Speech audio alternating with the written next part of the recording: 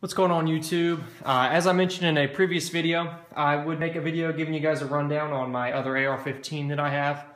So that's what I'm going to do. I'm just going to go through the parts really quick, not going to get too in depth on anything.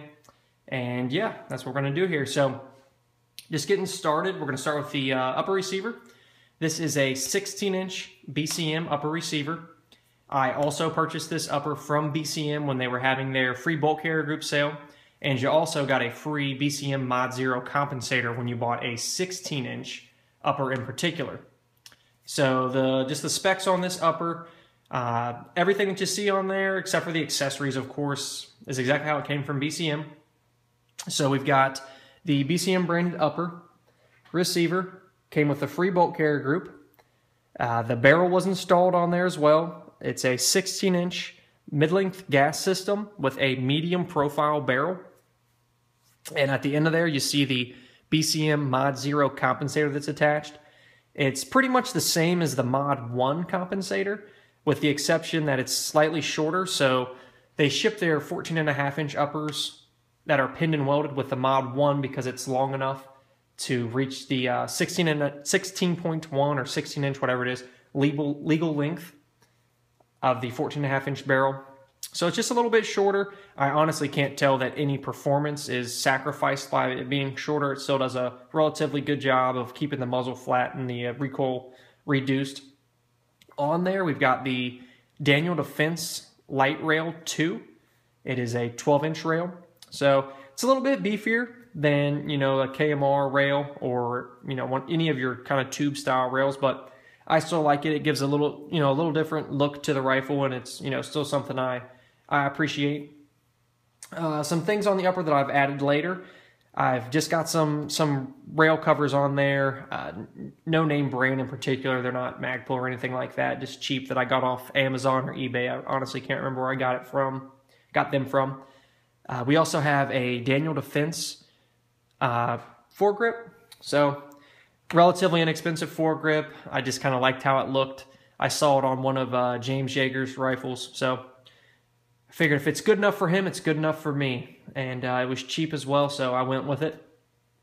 Moving up on the top of the rail of the upper, we've got Troy Industries.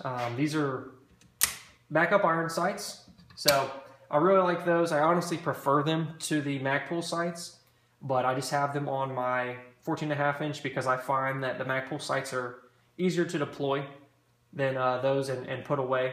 These kind of have little buttons that you have to push in to put them down. The front sight is an HK styled sight, so I don't know if you guys can see that at all. I can't see in the camera, but it's a little bit of a different design than like a standard A2 opening on the front sight there. So let's see if I can get that down and get this balanced up again. There we go.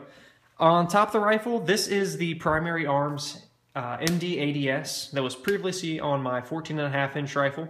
But if you watched my update to my 14.5-inch, you would know that I upgraded that to a Aimpoint T1. So this rifle got the hand-me-down optic. I really would like to put a Aimpoint Pro on here and then build a third AR to put this optic on, but for now we're just gonna run it like that on there. Again, it's still a really good optic. I don't want to get rid of it or anything, but upgraded to the Aimpoint T1 on the 14.5-inch. So I guess we'll move down to the lower receiver. This is again a Palmetto State Armory complete lower that I bought from them already built. So I guess I'll spin this around so you can get a look at the lower here. Just their standard lower with a safe and fire on there.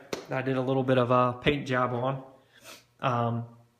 On there you've got Magpul accessories. So starting from the back, we've got a Magpul STR stock.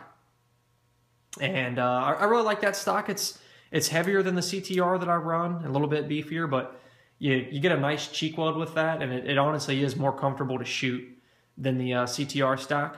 And I also really like that it has the QD mount on the back of it, because if you notice, the Daniel Defense rail has QD points, 4 of them in total. And I've been recently running a double point sling, so it's really nice to have accessories that have, you know, those QD mounts integrated. I don't have to buy anything extra to be able to run my sling or anything like that.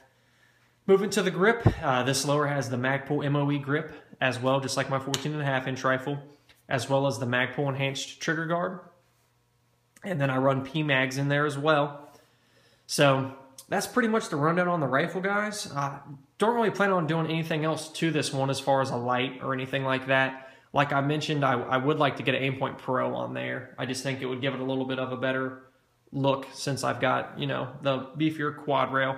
I don't really know that I like the look of the micro dot on there. I think it looks a little bit odd, but, you know, shouldn't matter what the rifle looks like, but, you know, I care about that as well. So anyway, guys, that's the 16-inch rifle. So let me know what you think, and I appreciate y'all for watching.